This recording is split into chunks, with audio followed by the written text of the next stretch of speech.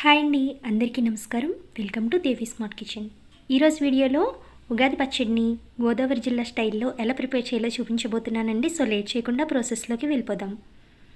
ఈ ఉగాది పచ్చడిని ప్రిపేర్ చేసుకోవడం కోసం ఇక్కడ నేను 3 అరటిపళ్ళని, కొద్దిగా బెల్లం పొడిని, ఒక పావు కప్పు చింతపండు రసాన్ని, అలాగే కొద్దిగా వేప పువ్వుని, కొద్దిగా గ్రేప్స్ని, సన్నగా కట్ చేసిన యాపిల్ ముక్కల్ని, కొబ్బరి ముక్కల్ని, అలాగే సన్నగా కట్ చేసిన మామిడికాయ ముక్కల్ని రెడీ చేసి పెట్టుకున్నానండి. అలాగే ఇప్పుడు అరటిపండు ముక్కల్ని ఈ విధంగా పీసెస్ లాగా కట్ చేసుకుని ఒక స్పూన్తో మ్యాష్ చేసుకుంటే కనుక అది పేస్ట్లో అయిపోతుంది కదా. ఇప్పుడు ఆల్రెడీ మనం రెడీ చేసి పెట్టుకున్న బెల్లం పొడిని, చింతపండు రసాన్ని, అలాగే కొద్దిగా సాల్ట్ని, పావు టీ స్పూన్ కారాన్ని వేసుకోండి.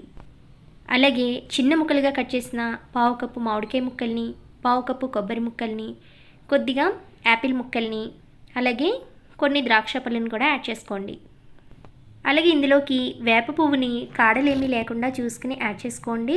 మరీ ఎక్కువగా వేసేస్తే పచ్చడి అనేది చేదొచ్చేస్తుంది కాబట్టి జాగ్రత్తగా చూసుకుని వేసుకోండి.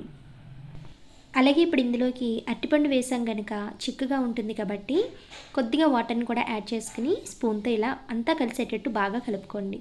ఇంతేనండి, ఎంతో టేస్టీగా ఉండే ఉగాది పచ్చడి అయితే రెడీ అయిపోయింది. కొన్ని జిల్లాలను బట్టి, ప్రాంతాలను బట్టి ఉగాది పచ్చడిని కొన్ని పద్ధతుల్లో చేస్తారండి.